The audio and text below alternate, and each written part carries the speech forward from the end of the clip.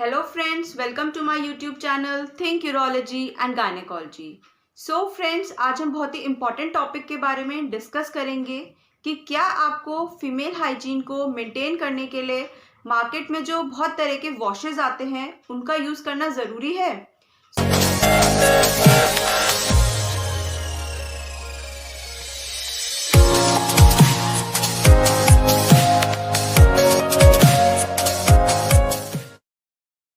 So friends, इसका answer है नहीं।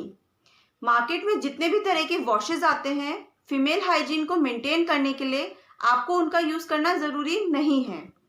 वेजाइना एक म्यूकस मेम्ब्रेन होती है जिसमें कि नॉर्मली लैक्टोबैसिलाई नाम के कुछ बैक्टीरिया पहले से प्रेजेंट होते हैं जो वेजाइना में लैक्टिक एसिड को प्रोड्यूस करते हैं, जिसकी वजह से वेजाइना की एसिडिक पीएच मेंटेन रहती है जो कि वेजाइना को हर तरह के इन्फेक्शन से प्रिवेंट करती है। यदि कोई भी बैक्टीरिया वेजाइना में एंटर करता है तो वेजाइना की एसिडिक पीएच की वजह से वो किल हो जाता है और वेजाइना इन्फेक्शन से प्रिवेंट हो जाती है। इसलिए वेजाइना के लिए आपको किसी भी तरह के कोई भी वॉशेस की ज़रूरत नहीं है। लेकिन वेजाइना के बाहर लेबिया मेजोरा और लेबिया माइनोरा, जिनको मेडिकली वल्वा बोलते हैं, वो स्किन के फोल्ड्स होते हैं जिसको कि आपको किसी भी तरह के केमिकल फ्री सोप या फिर पानी से दिन में एक बार वॉश करना ज़रूरी है।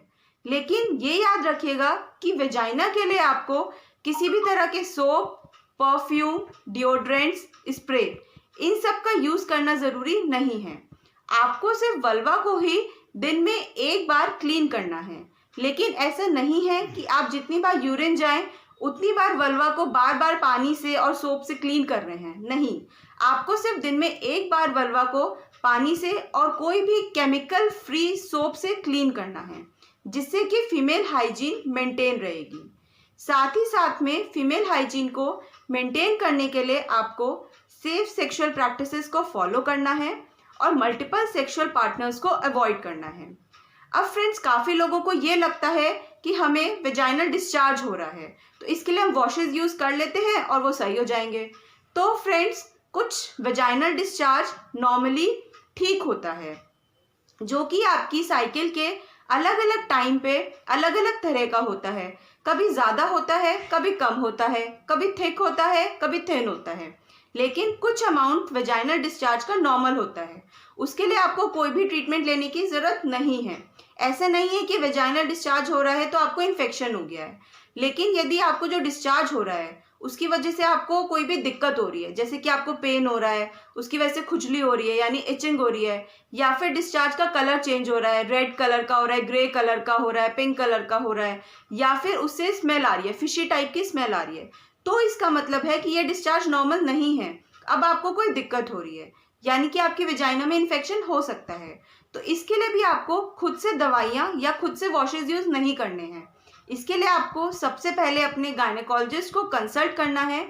वो आपको एग्जामिन करेगा कि आपको क्या दिक्कत है, उस हिसाब से आपको दवाइयाँ रिकमेंड करेगा। आपको सिर्फ वही दवाइयाँ लेनी हैं। आपको अपनी मर्जी से कोई भी वॉशेज यूज़ नहीं करने हैं, क्योंकि जो ये मार्केट में काफ़ी सारे वॉशेज आते हैं इसमें कुछ ऐसे कंस्टिट्यूएंट्स होते हैं जो लैक्टोबैसिलस को किल कर देते हैं, जिसकी वजह से वेजाइना में इन्फेक्शन के चांसेस बढ़ जाते हैं। इसलिए आप इन वॉशेस का यूज़ बिल्कुल भी मत करिए। चलिए, आपको काफ़ी कुछ पता चल गया होगा कि आपको वॉशेस यूज़ करने हैं कि नहीं करने हैं। अगर आपको मेरी ये वीडियो अच्छी लगी हो तो प्लीज़ मेरे चैनल थिंक यूरोलॉजी को लाइक, शेयर एंड सब्सक्राइब करना ना भूलें। अगर किसी को कोई भी डाउट हो तो आप कमेंट करके पूछ सकते हैं। Thank you, bye bye.